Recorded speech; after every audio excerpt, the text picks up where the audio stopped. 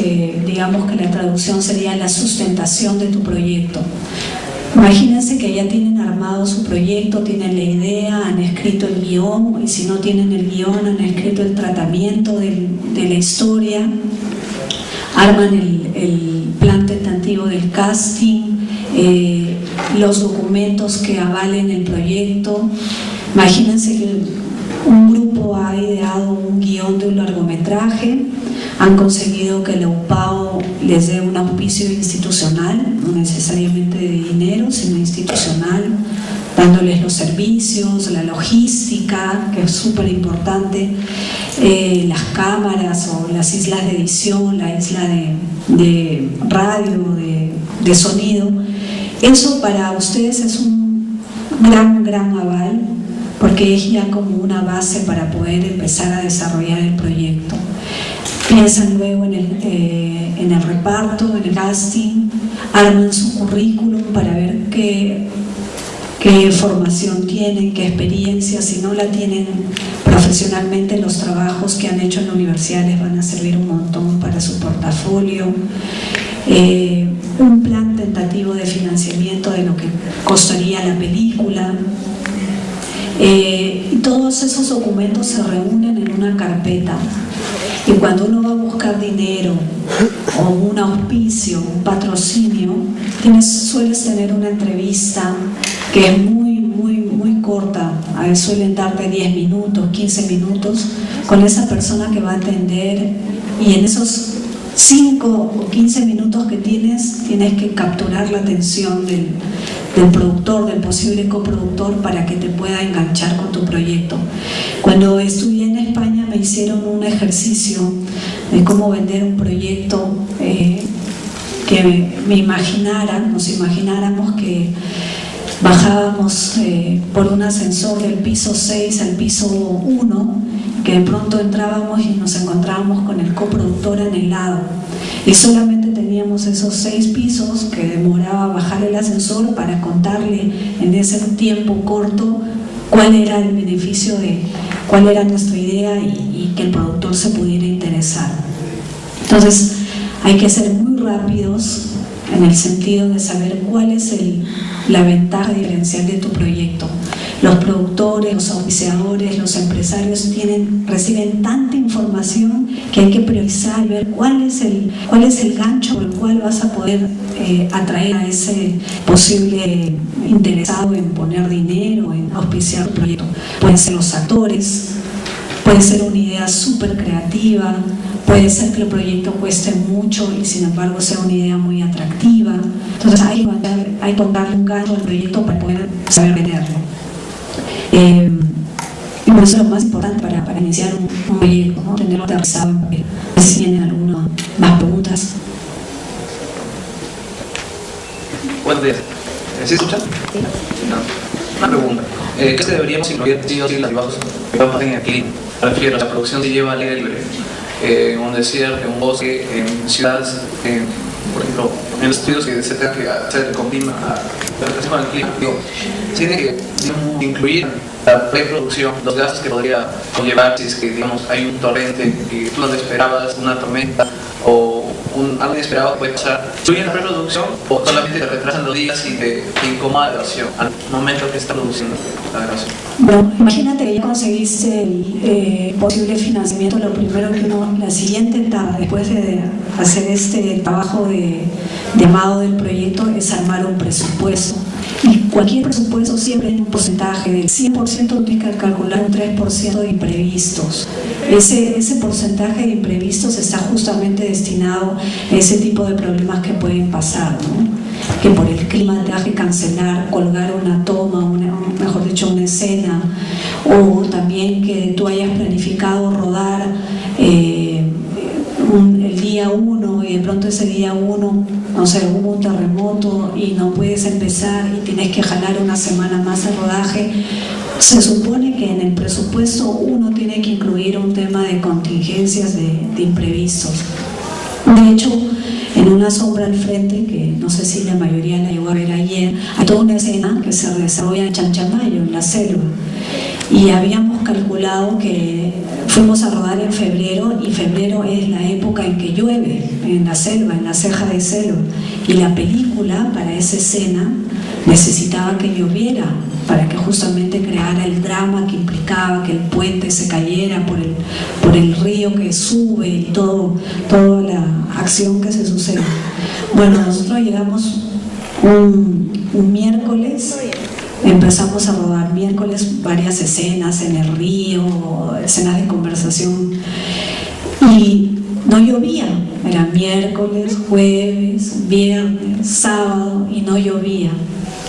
Por supuesto yo ya empezaban a salir las canas del caso, porque hay mucho estrés, mucha presión. No podía mantener a 20 personas más.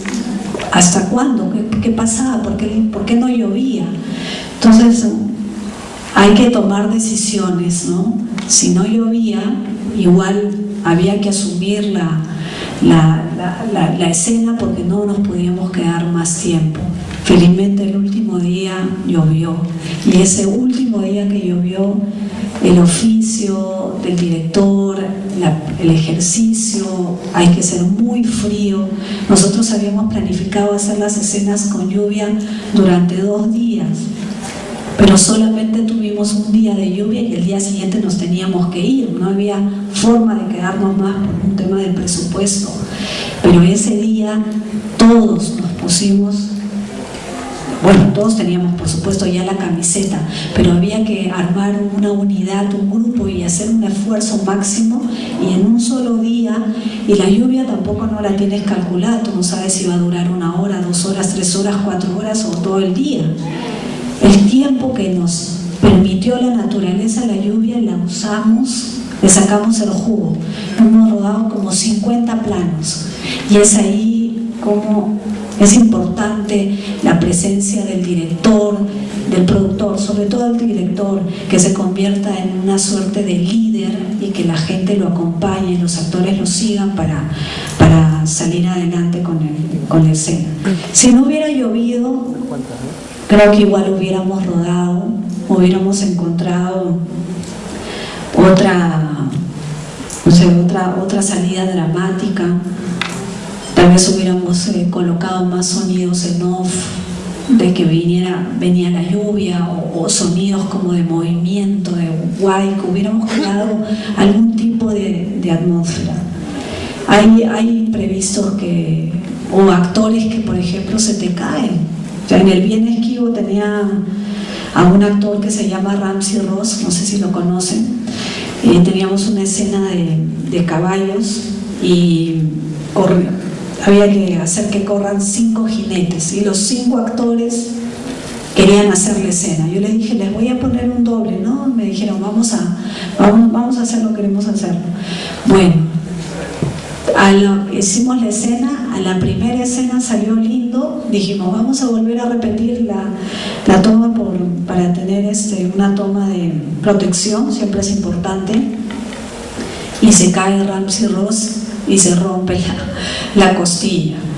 Bueno, y tenía que hacer 2 escenas más con él. Entonces habían 2 formas. Una era que simplemente cortábamos la escena y encontramos otra forma de reemplazarlo con el guión. O sea, imagínense el director corrigiendo el guión sobre la marcha. Y la otra fue pedirle al actor y decirle, mira, ¿tú crees que puedas hacer esta escena recortada, a pesar de que estaba con todo el dolor y lo que le había causado el accidente? Y bueno, felizmente Ramsey, muy profesional, nos dijo, voy a hacer la escena.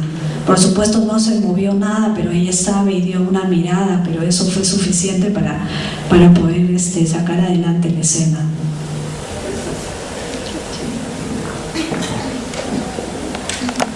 El fílmico 35, las latas de película, tener tu película en latas de película, eso es prácticamente el 50% del presupuesto de una película se te va en la postproducción, ¿no? La película que vimos ayer estaba filmada enteramente en el Perú, ¿verdad?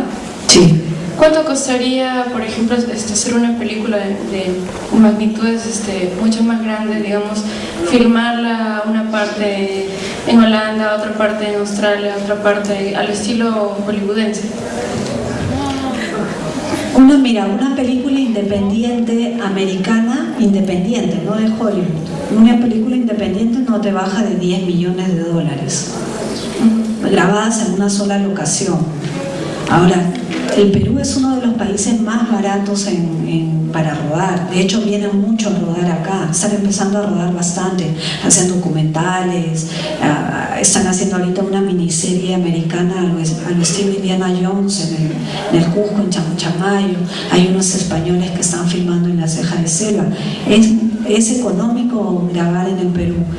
Pero una película de Hollywood te cuesta 30 millones, 40 millones de dólares. Una de 250.000, que es el precio de una película promedio peruana, promedio. Imagínate viajar con todo el equipo, depende cuánta gente es, hay que pedir permiso en las locaciones. ¿Y usted qué cree que se debería hacer para crear en el Perú una industria del cine más o menos decente? Lo que pasa es que una industria va a depender del consumo. Si la gente no consume el cine peruano, es bien complicado generar una industria, porque ¿cómo generas, cómo te autofinancias las películas si no viene el público a ver las películas? Imagínate, mira, piensa en este ejemplo.